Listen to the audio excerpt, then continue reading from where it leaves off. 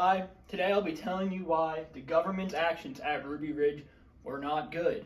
So, I got most of my information from official FBI reports because they did like 20 of them and they're all official, but they all say kind of different things, but same storyline for the most part. If you don't know what Ruby Ridge was, it was a siege on the Weaver household in Idaho on Ruby Ridge about a little over 30 years ago. It was first the ATF, then it was the U.S. Marshals, then it was the FBI, traded hands a lot, and it was because Randy Weaver did not show up to court for gun charges, and the Weaver family consisted of Vicki Weaver, they had a 14-year-old son named Samuel Weaver, a 16-year-old daughter named Sarah Weaver, a 10-year-old daughter named Rachel Weaver, and a newborn daughter. So all these people were in the house when the siege happened. So Randy's gun charge was because he had possessed short barrel shotguns, and that's illegal. And he wanted to sell them to a neo-Nazi group called the Aryan Nations, and he actually told an undercover ATF agent he could provide 3 to 4 a week, and even sold him 2 of them. The siege resulted in the death of Samuel Weaver, Vicki Weaver, and Marshal William Deegan. It's usually viewed as mishandled by the government, or the government doing what they had to arrest a criminal. And even though it was 32 years ago now, it is hotly debated whether the government did something wrong to this day. So, the lead up to the siege of Ruby Ridge, because Randy told that ATF agent he was going to sell him shotguns, they posed as motorists breaking down, and the second Randy bent over to help him, they pointed guns at him and said, "Randy, you're under arrest." And he got put on bail, got bailed, and locked himself in his cabin on his property and didn't come out ever again. And the ATF sends Randy's neighbors to ask his intentions when he misses his court date. Granted, he was given the wrong date for the court date, and he sends down a list of demands, one of them being failure to attend court being dropped, an apology from the judge, and his confiscated pistol back from when he was arrested. Now, these demands might be kind of silly, but they obviously weren't silly to Randy, and the ATF completely disregarded them and did not communicate with him. And so now Randy is a fugitive of the law, so the U.S. Marshals are now in charge. 2 marshals approach Randy's door and tell him to have a warrant. Randy tells them to get lost, which they do. And that's the end of the communication between the U.S. Marshals and the Weavers. So what the U.S. Marshals do instead is they start secret surveillance on the Weaver household by sneaking around in full camouflage, fully armed at night, planting cameras everywhere. And this continues on for 8 months. So eventually, Randy inevitably found one of the cameras and got super duper paranoid. He even gets a family friend to stay with him because he doesn't know who to trust. And he also orders that anytime anyone leaves the house, they are to bring a weapon, even the kids.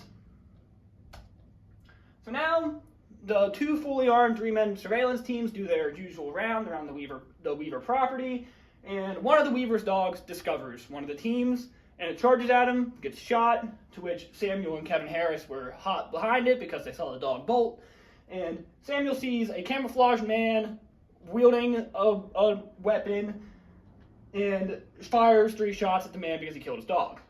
And the man never identified himself, and gunfire ensued. Samuel gets killed, Harris manages to get one of the marshals, and it's just a mess. Harris retreats, and Samuel's corpse is later recovered by Vicki, who puts it in a shed behind the house, which will be important later. So now the FBI is involved since the U.S. Marshal was killed, and is being told the Weavers knowingly fired upon a federal agent and killed a federal agent. But they did not know that they were federal agents. They never identified themselves. So the FBI responds super aggressively, and they release these controversial rules of engagement, which one of them was anyone that can be seen carrying a weapon, not brandishing it, not pointing it at anyone, can and should have lethal force used against them, which is never used anywhere else. And they send in the hostage recovery team because there's children involved, and they take up positions all around the cabin. Randy wanted to check on his dead son the next day, so him, Sarah Weaver, and Harris go out in the backyard to the shed, and the second Randy goes to unlatch the shed, he is shot in the shoulder. So they retreat, and Sarah stands between Weaver and the sniper, so he instead takes a shot at Harris, who is now almost in the door. But Vicky was behind the door holding it open, so when he takes a shot at Harris, he hits Vicky in the head, killing her, and also hits Harris in the side, which gets horribly infected later. So now, after shots were fired and 3 people are dead, we start negotiations.